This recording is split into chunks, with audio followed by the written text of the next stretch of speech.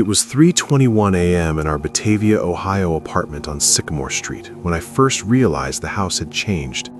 The silence pressed down, thick and almost alive, heavier than the darkness outside. Emma, my wife, had returned from a near-drowning incident at Lake Monroe 6 weeks prior, and though her body was fine, her presence carried something different, an urgency I could feel in every breath. I leaned close and whispered the words she had requested, "Come back to me." Her body shivered, a subtle jolt, and her deep inhale filled the room. But then it happened. Before my voice even left my lips, another voice, quieter, urgent, and close, repeated the exact same words. My pulse jumped, my stomach knotted. Outside, the usual hum of Route 222 faded into the background. Inside, shadows stretched unnaturally along the bedroom walls. Emma's wide eyes glimmered in the faint glow of the microwave clock, but she did not speak. "Do not look under the bed," she hissed, gripping my arm. My hands trembled, my heart pounding. There was no upstairs, no hidden rooms, nothing that could explain the whisper, but it persisted. The air smelled faintly metallic, wet, alive. Every shadow seemed to move just beyond my vision. I realized in that instant I wasn't simply following a ritual, I was guarding her, guarding the threshold between something that had returned with her from the lake and the world I thought I knew. She squeezed my wrist. "Stay with me right now. You can hate me later. Stay." I whispered the words again. The house went silent, listening. Something had followed her back, learned our timing, our words, our ritual. That night, I stayed awake, listening to every creak, every whisper, every shadow, knowing the clock would strike 3:21 again, and whatever it was waiting. Emma's near drowning occurred on Sunday, August 13th, 2023 at Lake Monroe in Clermont County, Ohio. It was a warm, quiet day. There was no storm, no dramatic accident, just family laughter, children tossing foam rockets, music drifting across the water. I, her husband, was on the dock with a paper plate holding a burnt hot dog when someone shouted her name. In a split second, her body slipped under the calm surface. The panic, the rush of arms pulling her up, the blue tint to her lips and the wet strands of hair clinging to her cheek, those images haunt me. Her eyes were half open, blank in a way that didn't resemble sight. Paramedics revived her, and everyone assured me they got her back. But I knew, even as I held her in the hospital bed that night, that something had changed. Returning home to our modest apartment on Sycamore Street, I noticed subtle shifts. Emma showered at odd hours, her body tense, as if trying to wash something off that hadn't existed on the surface. The flickering hallway lights seemed louder, sharper, almost a heartbeat in the night. Our once comfortable routines, the chipped mugs in the kitchen, the microwave hum, now carried tension. Then came the request. On August 16th, 3 nights after returning home, Emma woke me at 2:59 a.m., her fingers pressing to the center of my chest, whispering urgently, "Every night at 3:21, wake me up. One time, same words. Say, 'Come back to me.' No lights, no shaking, no names first." At first, I thought it was a nervous habit, a lingering trauma, but her gaze, locked on mine with a quiet insistence, told me it was more. A boundary between life and something else, something that almost claimed her. The ritual she demanded would become the thread holding her and us together, but it also hinted at an unseen presence that had returned from the lake that Sunday. The first nights of the ritual were strange, tender, and unsettling all at once. I set 3 alarms to ensure I wouldn't miss 3:21 a.m., 3:14, 3:18, and 3:20, and lay awake listening to the apartment breathe. The silence of our Batavia home felt heavier, almost sentient. When the time came, I whispered, "Come back to me." Emma's body twitched lightly, a response that made my chest tighten. She inhaled deeply, larger than normal, her hand finding my forearm in a grip that was equal parts gratitude and relief. It was subtle, but it was enough to convince me this ritual mattered. But the recordings told a darker story. Curious, I placed my phone on the nightstand and recorded from 3:19 to 3:23. Playback revealed something I could not explain. Half a second before I whispered, another voice, soft, close, almost mimicking mine, said, "Come back to me." I played it repeatedly. Each time the extra voice was there.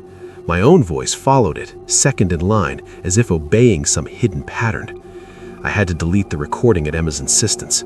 "Do not make this harder than it already is," she said, her gaze fixed on the kitchen window, not me. Even the sleep apps betrayed the anomaly. My phone recorded me as awake at 3:21 each night, even when no alarm went off, and a second wake event consistently appeared 2 minutes earlier. Footsteps, whispering, fleeting shadows, all invisible yet present. Emma became more relaxed in the visible world, smiling more, finishing her coffee, resting without checking locks endlessly. Yet the apartment itself carried evidence of something else. Wet footprints appeared in the hall, stopping at the bedroom door. Voicemails came from my own number at 3:22 a.m., each one delivering 10 seconds of static and my own voice echoing back, flat, distorted, whispering, "Come back to me." I never answered, but the familiarity of my own voice, distorted and wrong, left an icy knot in my stomach. Emma remained outwardly calm, but she began keeping small hospital items nearby.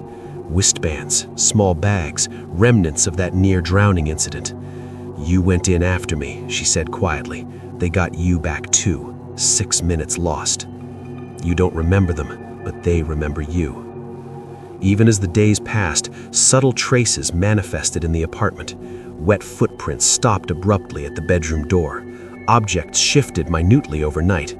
The lamp, previously upright, was knocked over precisely during the ritual each night. The ritual, meant to restore Emma to herself, had created a tether, a thin, fragile boundary between us and whatever had crossed into our world. By now, fear had settled into the rhythms of our home. I moved cautiously, whispered carefully, and watched every second as the clock approached 3:21, knowing that the house itself could betray us if I faltered. The climax came on September 2nd. Emma was sleeping on the couch. I stayed in the bedroom, waiting for 3:21. The clock ticked, each second stretching unnaturally. At 3:20, the familiar hum began. Fan, distant truck, the subtle creak of our apartment settling. I leaned close to whisper, "Come back to me," but the words froze in my throat. There were 2 whispers this time. One was hers, the other came from the side of the bed, soft, deliberate, mouth closed, a voice I knew wasn't mine. I sat upright, pulse hammering. Emma's grip gripped my arm tightly. "Do not give it the room. Do not look," she whispered. I froze, feeling the weight of something pressing from the shadows. My breath caught, my ears straining for the next sound. Seconds passed like minutes. Then my own voice, low, wrong, unmistakably mine, repeated, "Come back to me." I hadn't spoken. Objects shifted in the dark. The lamp toppled with a quiet crash. Emma's grip tightened, pulling me down beside her. "Stay with me right now. You can hate me later. Stay." I obeyed, terrified, my hands clutching the blanket as the apartment settled into silence. The whispers ceased. The air, thick and metallic moments before, became still again. Morning brought evidence of the unseen visitor. Mud specks littered the hallway carpet, grainy, dark, with tiny shell fragments from the lake. In the closet, hospital wristbands appeared, hers and mine. Emma's eyes darkened with realization. "You went in after me," she said. "They got you back too. 6 minutes lost. You don't remember them, but they remember you." That morning, reality had fractured. The ritual, intended to anchor her, had tethered us to something else. A presence, learning, copying, waiting for our voices, our words, our ritual. I understood fully. This wasn't about life or death anymore. It was about awareness, something else, awake, patient, and beyond comprehension. After that night, I became obsessed with tracking every anomaly. Recordings were made reluctantly and deleted immediately at Emma's insistence. Sleep apps documented unexplainable awake periods, logging precise 3:21 awakenings.